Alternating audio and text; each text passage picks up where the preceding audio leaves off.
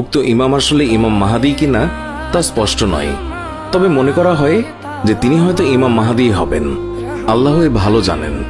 ঈসা আলাইহিসসালামের আগমন। এমত অবস্থায় একদিন তাদের ইমাম তাদেরকে নিয়ে ফজরের নামাজ পড়বেন। এই সময় আল্লাহ রাব্বুল আলামিন ঈসা ইবনু মারিয়াম আলাইহিসসালামকে প্রেরণ করবেন। তিনি দুই ফেরেশতার কাঁধের উপরে ভর করে ওয়ার্স এবং জাফরান রঙের জোড়া কাপড় পরিহিত অবস্থায় দামেস্ক নগরীর পূর্ব দিকের উজ্জ্বল মিনারে অবতরণ করবেন। যখন তিনি তার মাথা ঝুঁকাবেন তখন ফোঁটা ফোঁটা ঘাম তার শরীর থেকে গড়িয়ে পড়বে।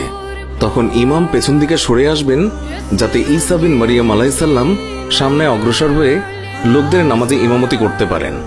তখন ঈসা আলাইহিসসালাম তার হাত ইমামের দুই কাঁধের উপর রেখে বলবেন, আপনি অগ্রবর্তী হয়ে নামাজে ইমামতি করুন, কেননা এই নামাজ আপনার জন্যই কায়েম শুরু হয়েছে। অতএব তাদের ইমাম তাদেরকে নিয়ে নামাজ পড়বেন। তিনি নামাজ থেকে অবসর হলে ঈসা আলাইহিসসালাম বলবেন, দরজা খুলে দাও। তখন দরজা খুলে দেয়া হবে এবং দরজার পেছনে দাজ্জাল অবস্থানরত থাকবে।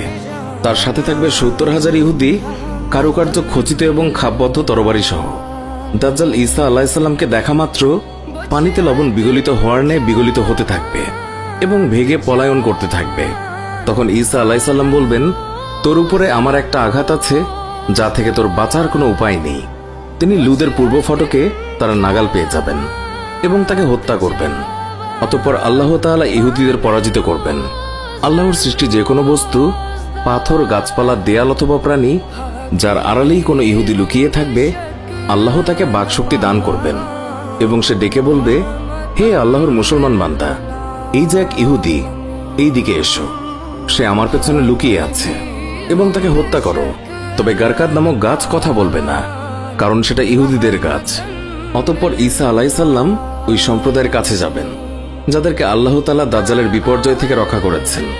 ঈসা আলাইহিসসালাম তাদের কাছে গিয়ে তাদের চেহারায় হাত বুলিয়ে জান্নাতে তাদের স্থানসমূহের ব্যাপারে খবর দেবেন। ইয়াজুজ মাজুজের আগমন। এমন সময় আল্লাহ রাব্বুল আলামিন ঈসা আলাইহিসসালামের প্রতি এই মর্মে ওহী অবতীর্ণ করবেন যে আমি আমার এমন বান্দাদের আবির্ভাব ঘটিয়েছি যাদের সঙ্গে কারোই যুদ্ধ করার ক্ষমতা নেই। অতঃপর তুমি আমার মুমিন বান্দাদেরকে নিয়ে তুর পাহাড়ে চলে যাও। তখন আল্লাহ তাআলা ইয়াজুজ মাজুজকে কওমে পাঠাবেন। তারা ছাড়া পেয়ে পৃথিবীর সব প্রান্তে দ্রুত ছড়িয়ে পড়বে। তাদের প্রথম দলটি বুহাইরায় তারাবিয়ার উপকূলে এসে এর সমুদয় পানি পান করে নিঃশেষ করে দেবে। এরপর তাদের সর্বশেষ দলটি এই স্থান দিয়ে যাত্রাকালে বলবে, এই সমুদ্রে কোনো সময় পানি ছিল কি? তারপর বাইতুল মাকদিসের পাহাড়ে পৌঁছার পর তাদের অভিযান সমাপ্ত হবে। তারা পরস্পর বলবে, আমরা তো দুনিয়ায় বসবাসকারীদেরকে ধ্বংস করেছি, এবার চলো আকাশে